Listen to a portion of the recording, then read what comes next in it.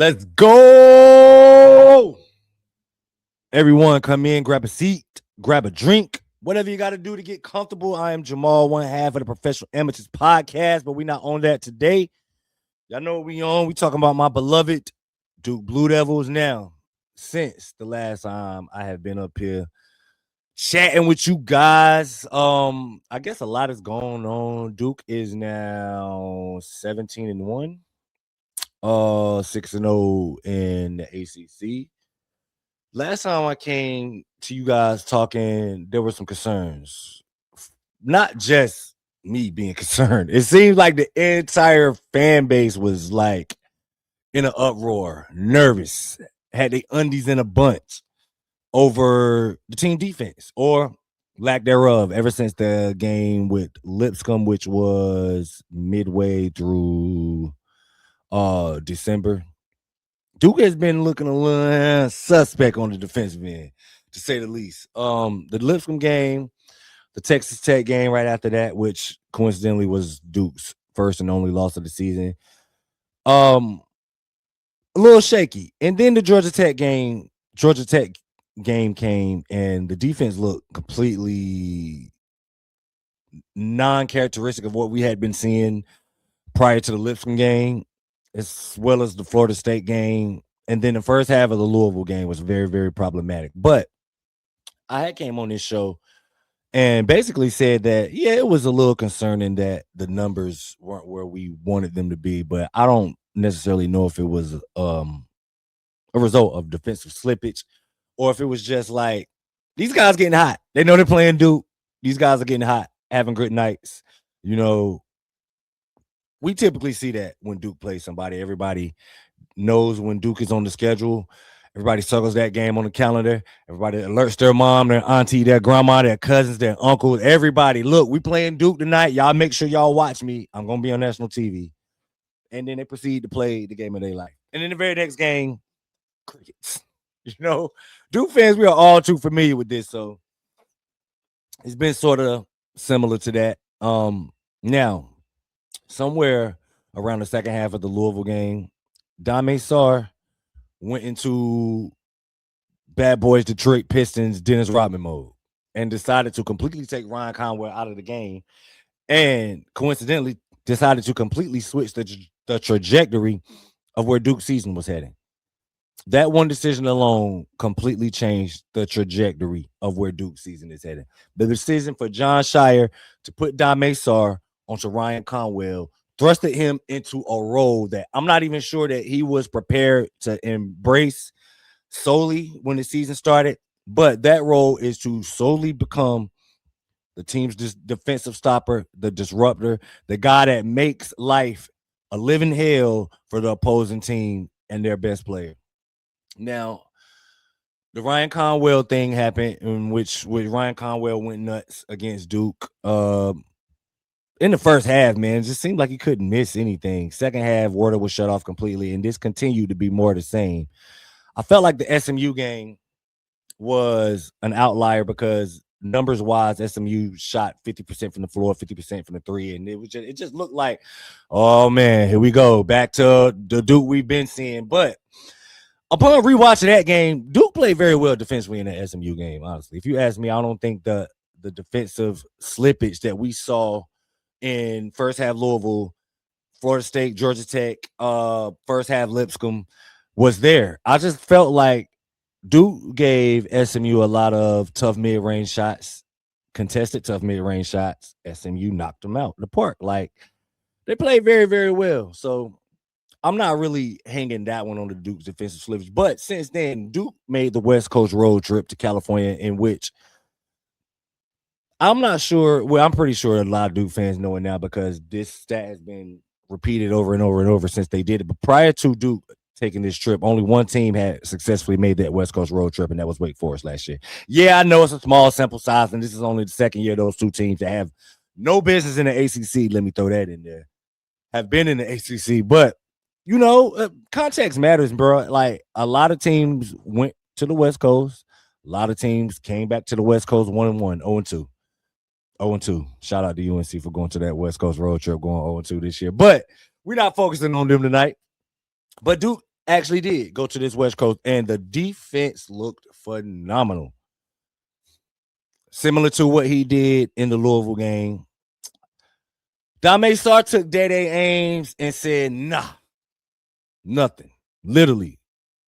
The best scorer. He's not particularly prolific scorer, around 17, 18 tonight, Dede Ames was, but very, very shifty guy, very hard guy to stay in front of, very hard guy to keep out of the paint, very hard guy to keep from getting whatever he wants because he's that type of talent. And Dame Sarr pretty much just said, nah, it'll be none of that tonight. It won't be no heroic, mama, look at me, we playing Duke performances tonight. Went in there and shut his water off, and that was very impressive. But I think it kind of got overshadowed by the fact that Duke just couldn't throw the rock in the ocean, standing on the beach. Couldn't do it. The California game was abysmal as far as, let me get the numbers up just to be specific in what we shot. It was horrible. Duke scored 71 points against Cal in the game in which we shot 45% from the floor. Pretty bad, right? 22% from the three-point line. Pretty bad, right? 47% from the free throw line. Pretty bad, right? But that's just how elite Duke's defensive performance was in that California game. They held Cal to 37% from the floor. Same as us, 22% from the three-point line, which neither one of us had any business shooting threes. Duke shot 32 threes that game. I had a conversation with a guy on Twitter and I get it. Which I'll address too as we get to the Stanford game, but I understand the notion of Duke fans having I don't want to see us take this many threes in the game. I felt like out of those 32, maybe 29 of them were absolutely wide open, just clean looks. I don't think they took many forced bad look threes in that California game. They just didn't hit any of the threes that they took for the most part. 7 of 32. Cal was 5 of 23. Ever since then, everything has looked up for Duke considerably on the defensive end. The very next game after the Cal game, in which, like I was specifying, that Dame shut off the water for Dede Ames. The same night that Duke defeated Cal in an ugly game, UNC lost to Stanford in a game in which Abuka Okori, which is a standout freshman for Stanford, scored a career high 36 points, 9 assists, just lit it up. Like Stanford lit UNC up, specifically Okori lit UNC up. Very next game that Duke played after Cal, Dame draws the assignment on Abuka Okori and completely took this kid out of everything he wanted to do.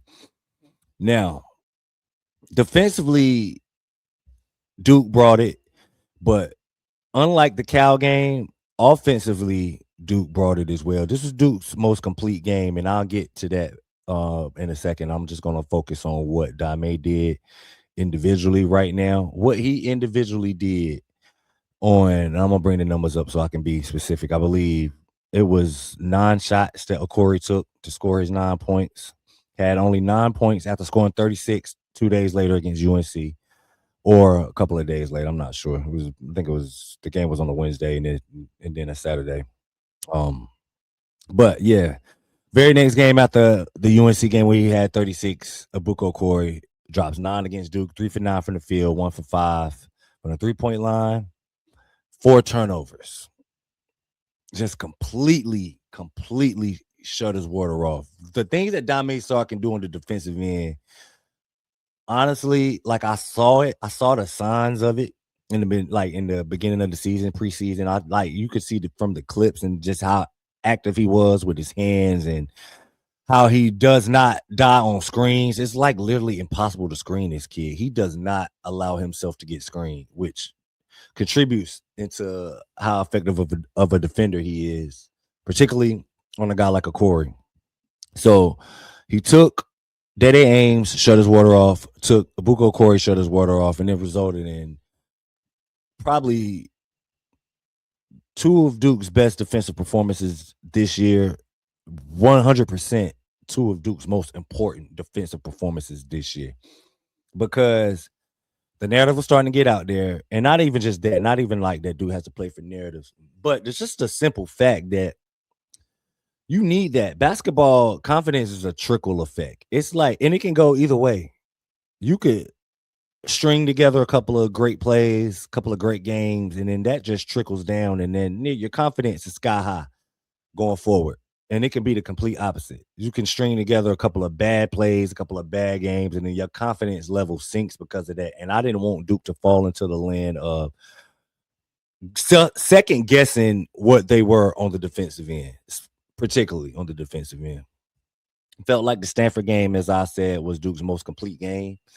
As a team, not even just what Duke did defensively or Dame individually did defensively against Corey. As a team, Duke was amazing. Held Stanford at 35%. 19 of 54 from the floor is elite.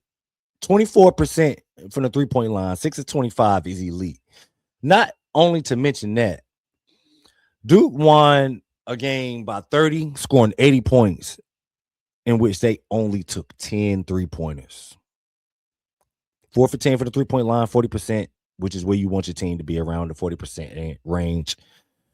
Jon Scheyer just said, enough is enough. You know what I'm saying? Like, and I spoke about that earlier. A lot of the fan base were kind of like, why do we shoot so many threes, especially after the California game when we shot so many and didn't make enough, like 32 threes in the Cal game. Very next game, we shoot 10 threes. That was intentional. That was specifically like John going to these guys like, look, we have the best player in the country who had 30 and 14 in the Stanford game. We have the best player in the country. We got another guy in the post, and Patrick Gamba, who we can get the ball inside, and he can do work either via scoring or either finding open guys. So we have guys that we can go to 5-6 feet away from the basket and create good offense. There's no need for us to everybody. Even though I like the film doesn't lie, we're not taking bad threes. We haven't been all year. Now we haven't been hitting them to the clip that I would like to see, but I felt like the threes that we've been taking have been clean shots, good looks. You know, they just haven't been falling. But John specifically had the team go away from the 3-point shooting, focus more on getting the ball on the inside, and it was just kind of like a breath of fresh air. Like, finally, man, finally. You know what I'm saying? Like, it's just a concerted effort to get offense closer to the basket, which you don't see a lot of in 2026. Arizona's one of those teams. Coincidentally, they're the number one team in the country right now that just doesn't take a lot of threes. They're one of those teams that just win the old-fashioned way. Dunks, layups, shots close to the basket. Like, that's our bread and butter. And Duke showed a lot of that in the Stanford game. So it'll be interesting to see how many more times that we show this concerted effort to play bully ball, so to speak. It wasn't a lot of bullying. It was just a concerted effort, like I said, to get shots closer to the rim, which I'm completely fine with. Now, because of that, and this West Coast road trip, the way Duke has looked, Duke has shot back up the rankings, suffered a little bit.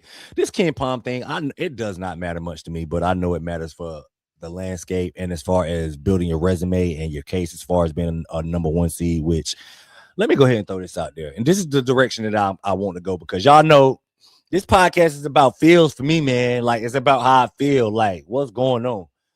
And I feel like not necessarily that Duke is getting respected, but I feel like Duke is flying under the radar, man.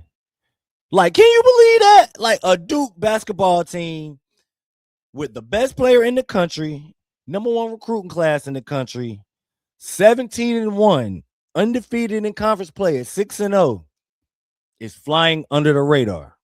An underrated team. And you know what? I don't have a problem with it. I'm cool. I'm cool with y'all staying asleep.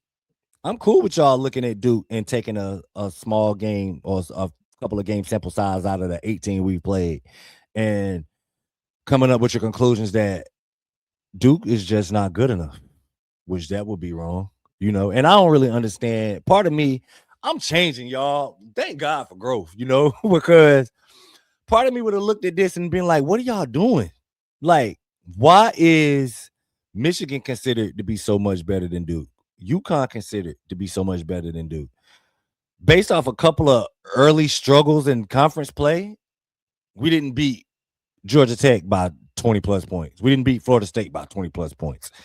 And then people kind of took that and was like, whoa, I don't think this Duke team is good enough to win the title. Like, nobody said that about UConn when they went to Georgetown and almost lost. Nobody said it about UConn when they went to DePaul and almost lost. Nobody said that about Michigan when they went to Penn State and almost lost. Like, that type of stuff happens. I just don't understand how the narrative has flipped for Duke and somehow they have become undervalued, underappreciated, underrated. Like, how do you underrate this team? I don't understand. But they are, nationally speaking. Now, Ken Palm got a different way of looking at things. Ken Palm has Duke right now as the number 3 ranked team in the country, according to his rankings. I'm gonna pull it up. Offensively, Duke has an offensive rating of 126.0, which is good enough to be 4, 5, 6, 7, 8, 9th in the country. Ken Palm don't put it in order. I'm sorry, I gotta actually count it. Defensive rating. A defensive rating of 93.2, which has Duke 1, 2, 3, 4, 5, 6th in the country. So 6th defensively, 9th offensively. Pretty good. I'll take that. How do you underrate a team that has been that good on both ends of the floor all season long, consistently? Now, the Lipscomb through Louisville, through SMU stretch, I'll say that.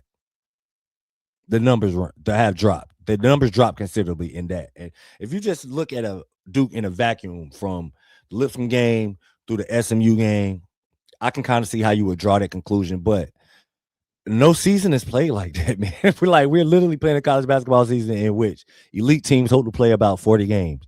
We've only played 18 of them.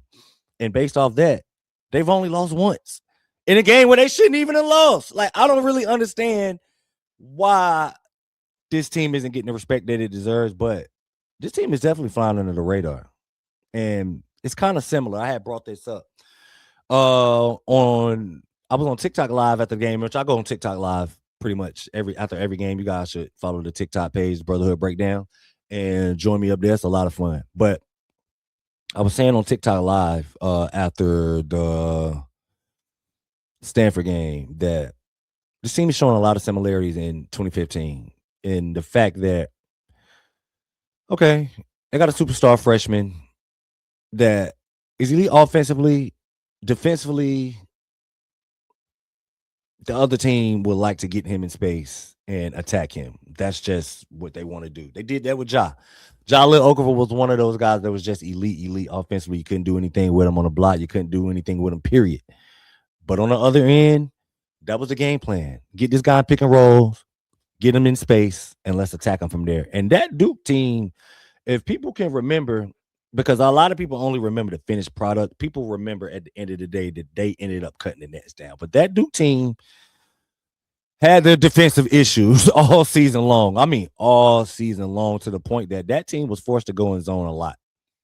Like, we've seen a couple of possessions of the zone in this particular with this particular roster, which is a different type of zone, which I actually love this. I wish we would see more of it. Not even just out of like we can't guard, but just the activity that we got, because we run a 3-2 with Dame at the top usually, and then he just makes life hell for the ball handler. And man, I would love to see more of that zone, honestly.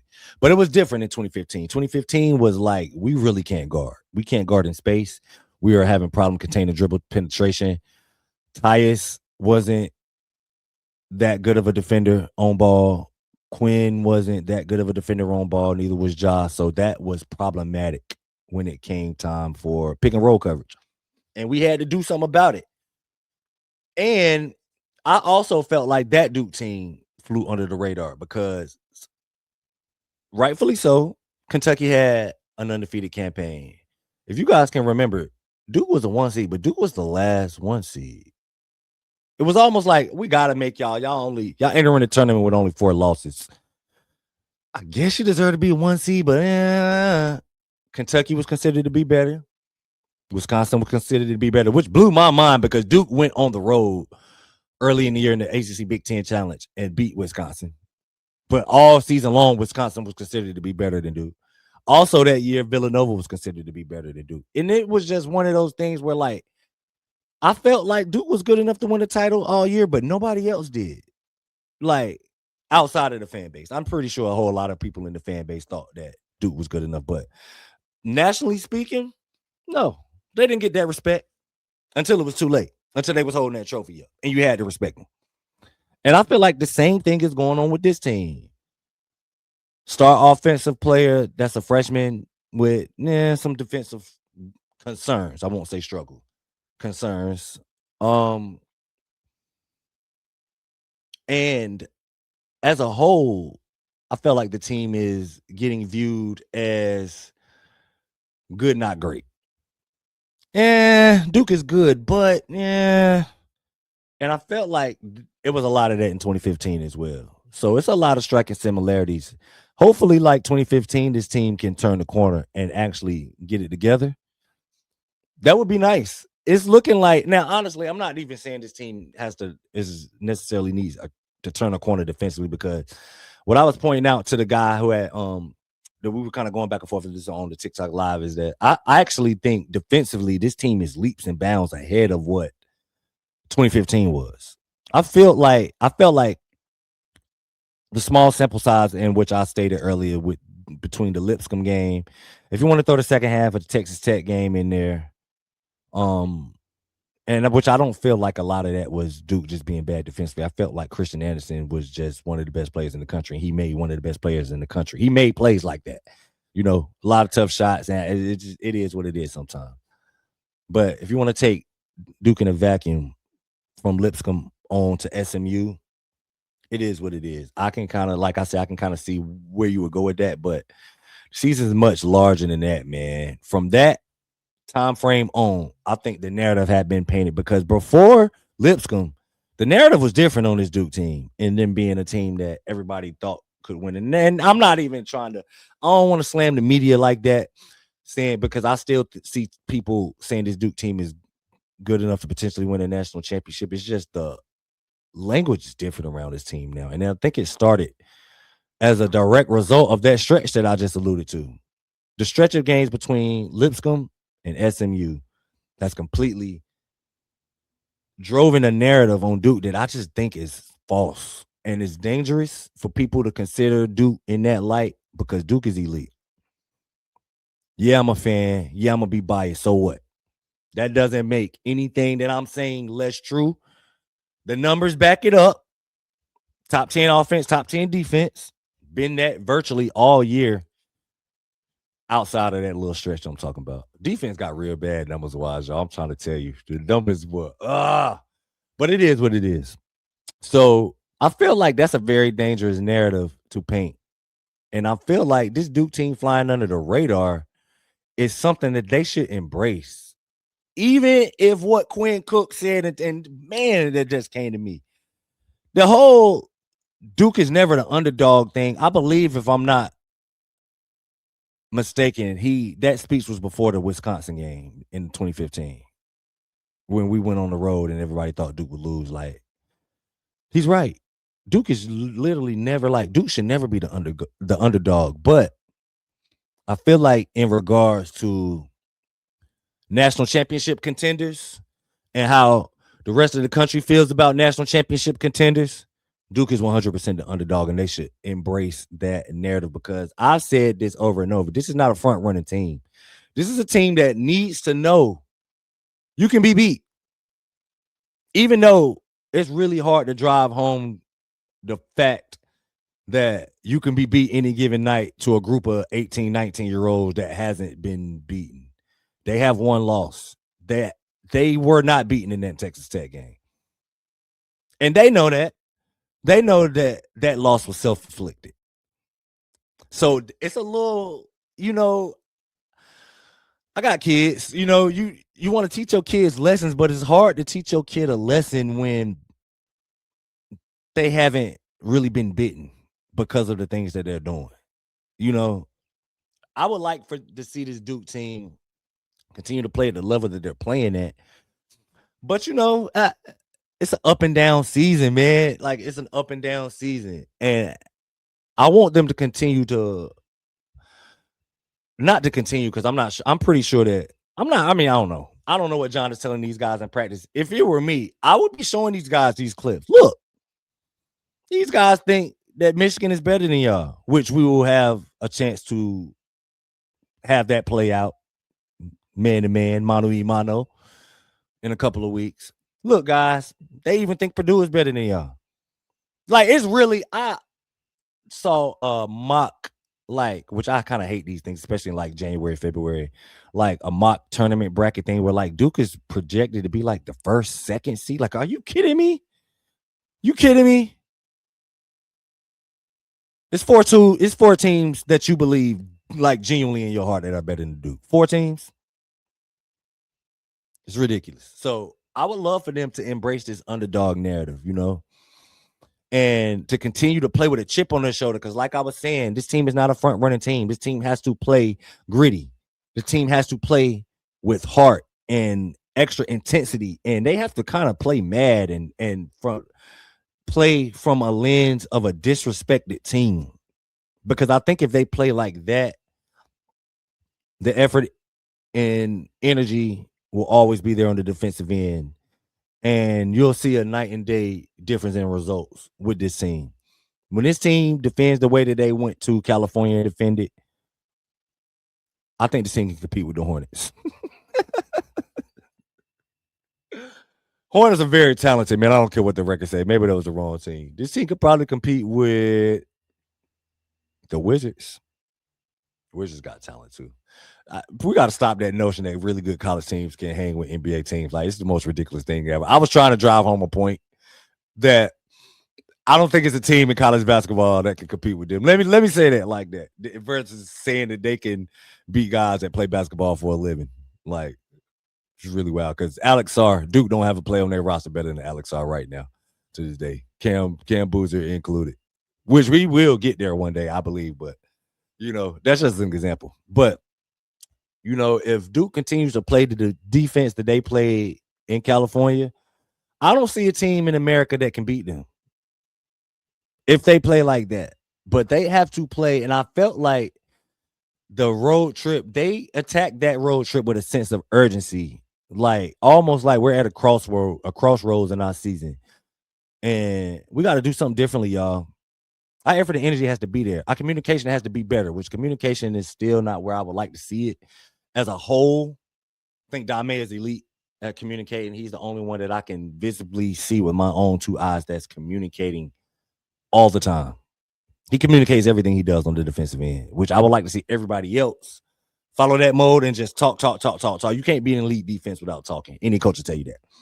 But defensively, man, is where this team is going to make its mark. And I feel like if they play with that chip, if they play with that fire, that mode of like, how dare y'all? How dare y'all talk about us like we're not Duke? That will make the defense that much better. And that will make this team that much harder to do anything with, defend, anything. Offensively, I think this team has been fine. Even though the shooting, I would like to see the shooting a lot better. I feel like that'll come around. And that's one of those scary things where if Duke has like a lights out shooting game, like then they could probably compete with the Wizards or the Hornets. Like, seriously.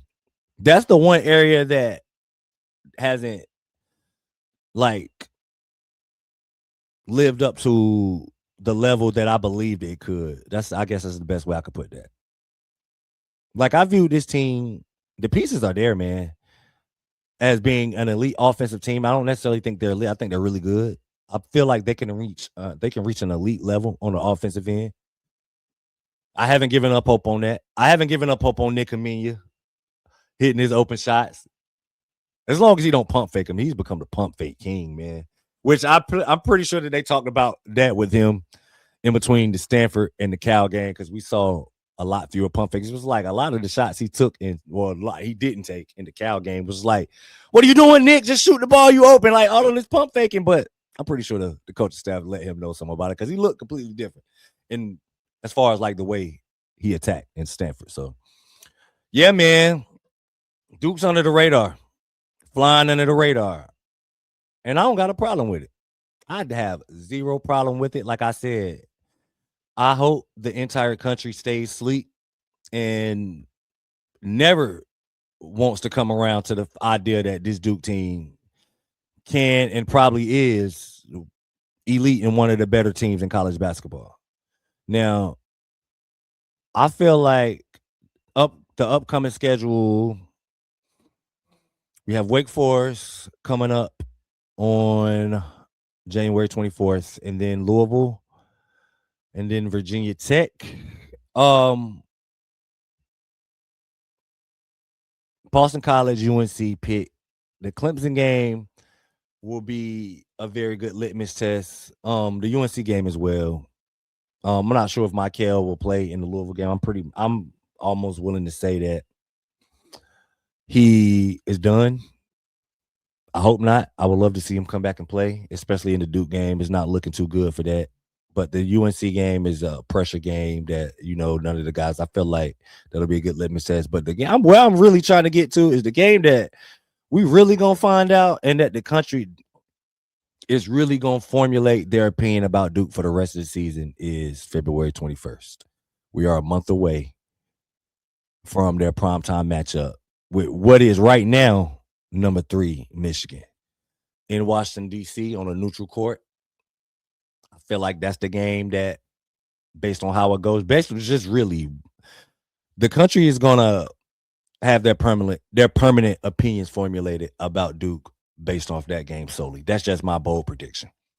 I think that whatever it looks like, if Duke comes out and handles Michigan, wins that game, not necessarily like in a blowout. You don't never really expect a blowout in these games, but I didn't necessarily expect a blowout against Kentucky in 2019, and boom, 34-point smacking. So you just never really know. But if Duke comes out and just controls the game and wins, I feel like the narrative on Duke will be like, wait a minute, this team might be a front runner for the national championship. And if it goes the other way, I feel like people will be like, see, Duke is good, but I will say this, and then I'll close on this. You hear a lot of that stuff about Cam and Caden Boozer and, what makes them what they are. And a lot of times you'll hear people saying about it, they're just winners. They win. Whenever they play, they win. And it's just like, as a Duke fan, that would drive me nuts. We'd be like, shut up. Like, why are you like harping on the fact that who cares? Like, that they won a bunch of games in high school? Like, what? Like, but you would think that is not a real, like, characteristic of, or a real intangible thing that you could actually apply to your team as far as like winning. But it does. Once you realize that this kid has a different gear, I'm gonna point this out. I'm not sure how many other fans noticed this, but I feel like Cam Boozer took the Abuka Okori, the matchup with Stanford, even though he was never gonna guard him. They were never gonna guard each other straight up. I felt like he took the rhetoric behind Abuka Okori and how the nation and ACC fans and the writers looked at him in comparison to Cameron Boozer and felt disrespected. You know how I know? I've never seen Cam come out that aggressive in my life in a Duke uniform. Cam is a really good scorer, but he's one of those let the game come to him type guys. It's almost like I wish Cam would be more aggressive as far as like looking for his own offense. He just doesn't. But that Stanford game, he went out. Hoopers know, bro. As a hooper, that was a message sending type performance he had. To let him and the rest of the country know it's levels to this, man. Kid is good, but keep his name out of my mouth, or keep his name out of y'all's mouth when y'all speaking about me. We are not the same. And I felt like he went out of his way, not necessarily out of his way, but he made it his business to show the country, the world, whatever. Abuka Okori, we are not the same, bro. And that's the type of thing that you don't realize. Like, that's what they're talking about when they say like he's just a winner. Like, he approaches like that, and it's nothing. Y'all don't worry about this. We're gonna go out here and show everybody what's up. So I feel like in that Michigan game, Cam will have one of those performances where he is hell bent on going out there showing everybody what's up. That's my optimism speaking as a Duke fan. But we got to be like that, man. That type of stuff, like you realize, you think it's weird until you realize, like, oh man, this kid really is not gonna let us lose. Like he really doesn't lose. He's really gonna do everything that he has to do in order for us. Like you brush that type of stuff off and you blow it off and like, yeah, whatever, man. He's a winner. Okay, you won all these games in high school. Whoop de doo. Until you realize it's something to it.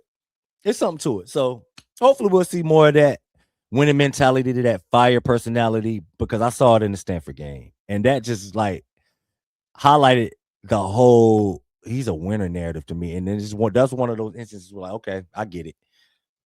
I get it now. This is what people mean when they say that type of stuff. So remains to be seen, man. I'm glad that Duke is flying under the radar. I'm glad that even though they're flying under the radar, they're 17-1 and seem to be getting better. So remains to be seen on what the rest of this season has in store. Now, I'm gonna go ahead and wrap it up on this. I will be back with you guys in about a week or so. I'm try to get a good grouping of these Duke games, because I realized I had intended on just coming every single week, or every single game and post game. But I feel like the direct interaction with the fans is the vibe I'm looking for more post game. So that's why I enjoy doing all of my post game content on TikTok Live. But I will be coming back just to get my thoughts, because like I said, I use this as a therapy session, man, just to vent and get my thoughts off about my boys. I love my Blue Devils, man. I enjoy talking about them. I enjoy getting my feels out about them. So I'm glad I got this platform, and I will be with you guys shortly after we group together a couple of more games. Now, y'all can go ahead and follow all of the pods movements, the Brotherhood Breakdown on TikTok, Brotherhood Breakdown on Instagram, everywhere. And if you are listening to this on the pod feed and you would like to catch us or catch me in person, listen to me talking like I'm on Professional Amateurs and I got other guys with me. If you would like to see more of this, see more of me, particularly in person, you can follow us on the Brotherhood Breakdown. It's the YouTube channel as well. So thank everybody once again for locking in with me this time. I will catch y'all next time. And until then, let's go Duke.